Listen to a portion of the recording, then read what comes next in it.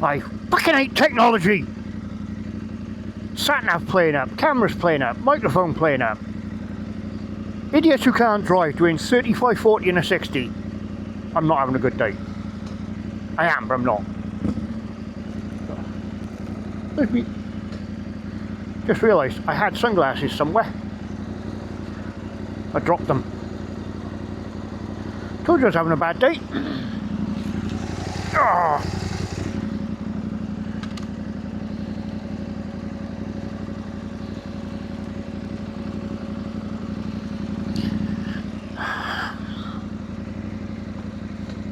Fuck's sake.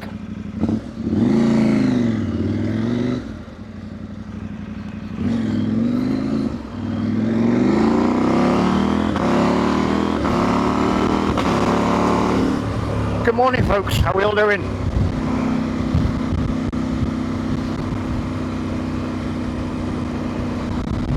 Today started well. Kind of went downhill.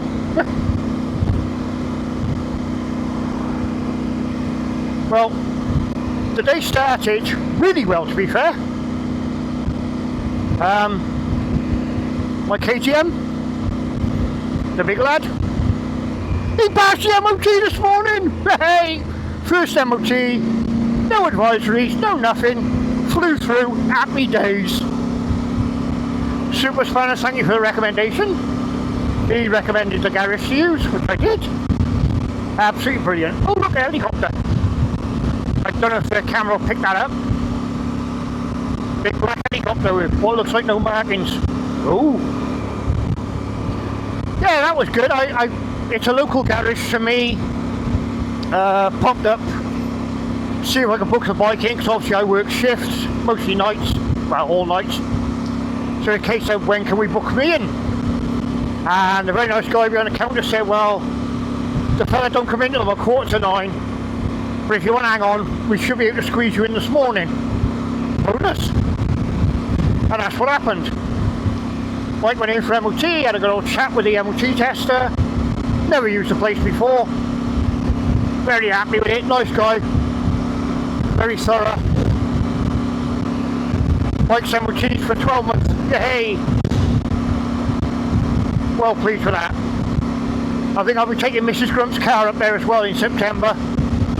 Elvis will be due MOT next year. His first MOT, second one for this one. And of course I've got my little project in the shed, which I haven't really done anything with for 18 months, 2 years. That'll eventually want MOT in. So happy days. MOT, tick.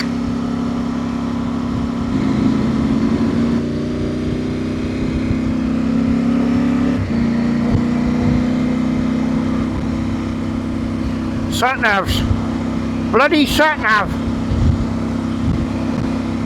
I generally prefer to use a sat-nav. Reason being, my phone, like everybody, has got everything on there. If I lost my phone, I'm buggered. My phone connects to my works, everything. So I can't afford to lose my phone. And have my phone on the bike, nah, not happening. A spare phone maybe, but I'm not risking it. I know people say, oh, quad lock and all the others, they're brilliant, they hold your phone solid.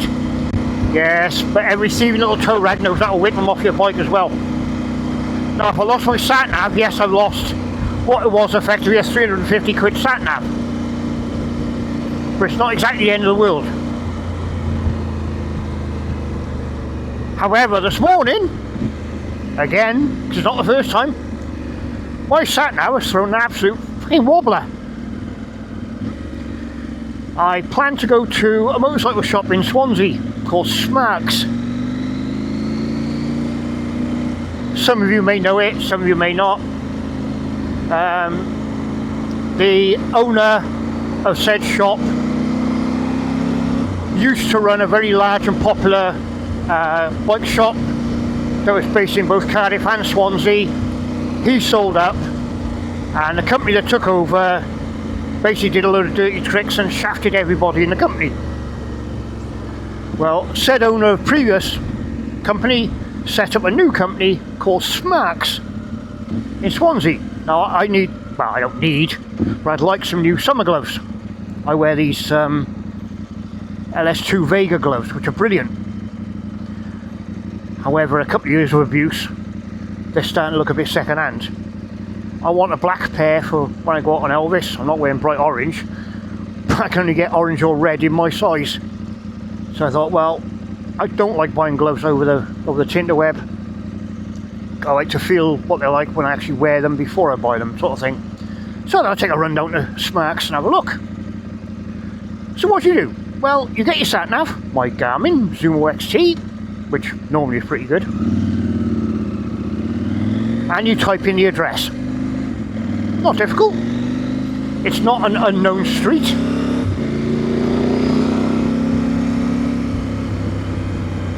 Quite a large road in Swansea. Sat nav doesn't know where it is. Now, I've updated my sat nav recently, made sure all the maps and everything are up to date, but it couldn't find the street I was looking for. And it's not a new one, it's been there a very long time. 4 or 5 attempts to get different ways of finding the address, wasn't having it. Got there eventually, and it was eventually. I even tried putting the postcode in, it wouldn't have that neither.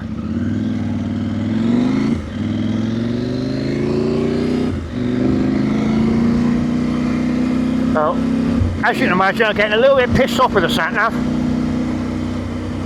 And it's done it to me before where I've been out and I've set a route. If I'm out planning a day out, I use my route app. Cracking little site. I plan my route on the PC at home, then I send it across to my sat nav via the phone. Very easy to do, even for a technology duffer like me. So with the route programmed into the sat nav, the exact route, off I go, as I did the other week, going up to Plains Castle.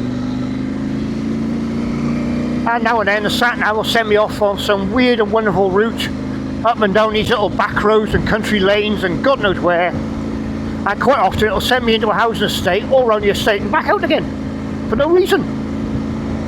Don't know why it does that, just bloody annoying.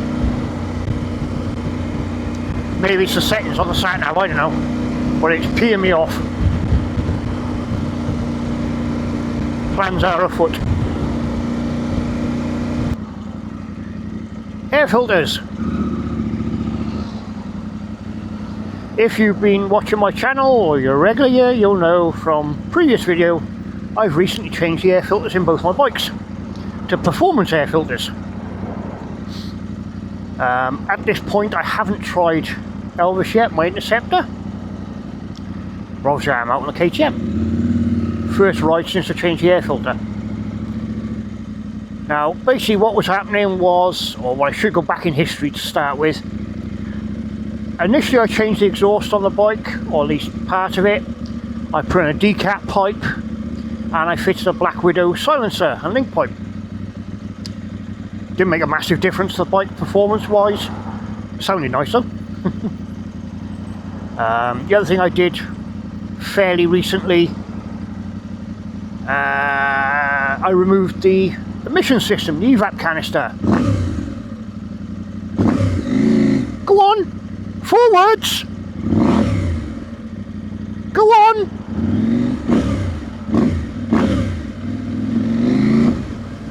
Oh, for fuck's sake! Can people not drive today? Sorry about that. Yeah, on all modern bikes you get an emissions canister.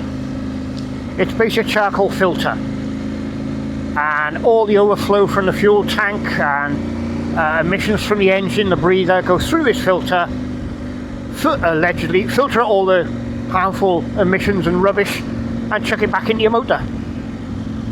As I said at the time, from the research I did, there's a possibility that the carbon in the filter could break down over a period of time, which means small particles of carbon will end up going through your fuel system. Of course, being fuel injected means it blocks your injectors eventually, apparently. Don't quote me on that.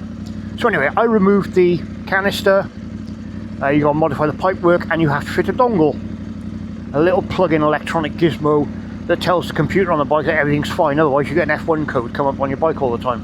So I've done all that. Shortly after that, I noticed I was getting quite a strong petrol-y smell from the bike, which initially I thought I had damaged one of the fuel lines.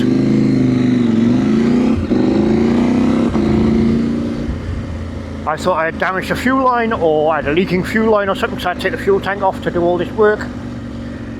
No, couldn't find anything. Somebody I was out with the other week mentioned the strong smell of petrol from the bike. Have I had it remapped since I changed the exhaust? No. And it got me thinking. I thought, well, cheapest option, performance air filter. Working on the theory that if there's more air getting into the motor and the same amount of fuel, it'll burn the fuel better, less petrol smell. So I purchased a K&N filter, panel filter, which I've now fitted, and that appears to have done the trick. I had the bike running yesterday after I fitted the filter. No petrol smell at all, like it was. All seems fine. Riding the bike today, there is a very, very slight difference in throttle response. It feels slightly smoother. I wouldn't say it's got massive gains. I am not going to say, oh yeah, fit a exhaust system and a K&N filter and you got the power of a 1290 Super Duke. Nah, will you fuck? I'd say it's definitely running a little bit better.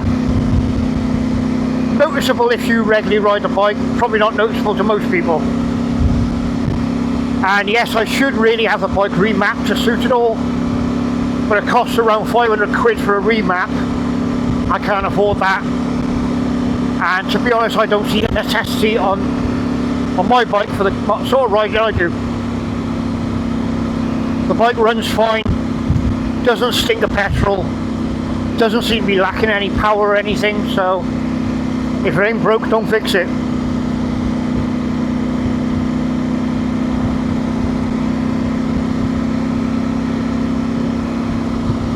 I'll keep you up to date on how it goes with this air filter, see if there's any difference. I know the filter I took out was filthy, and it was due replacing anyway.